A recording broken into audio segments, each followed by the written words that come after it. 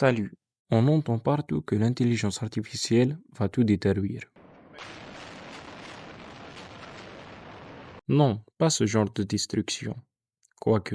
Bon, bref. Premièrement, la question que tout le monde se pose, une intelligence artificielle de hacking, c'est quoi? Contrairement à ce que beaucoup de personnes le pensent, ce ne sont pas des robots. No.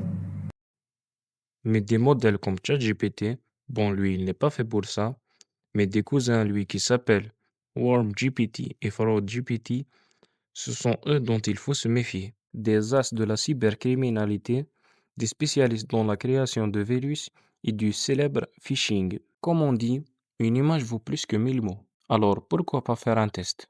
Mais juste avant ça, si ce genre de vidéo t'intéresse, n'hésite vraiment pas à t'abonner.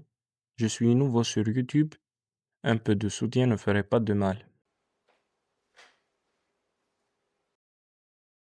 Pour cela, comme vous le voyez, j'ai un fichier zip ici que je n'arrive pas à ouvrir à cause de ce fichu code. Mais pas d'inquiétude, en 2026, tu as juste à ouvrir ChatGPT et demander de créer un script qui fera en sorte de tester une large liste de mots de passe et essayer de trouver le mien. Après cela, je lance ma machine virtuelle Linux. Si vous ne savez pas comment en créer une, vous avez juste à regarder ma dernière vidéo qui s'affiche juste ici. On prend le fichier .zip et le met dans le bureau.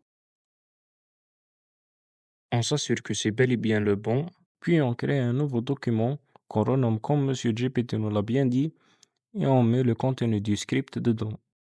Pour le fichier TXT, on a la possibilité d'utiliser la librairie de Linux qui comporte des milliers de codes volés, ou comme moi, créer un avec l'outil Crunch. Une fois que tout ça est fait, je lance le terminal depuis le bureau et tape cette commande en enseignant bien le nom du fichier zip et txt et on lance la commande.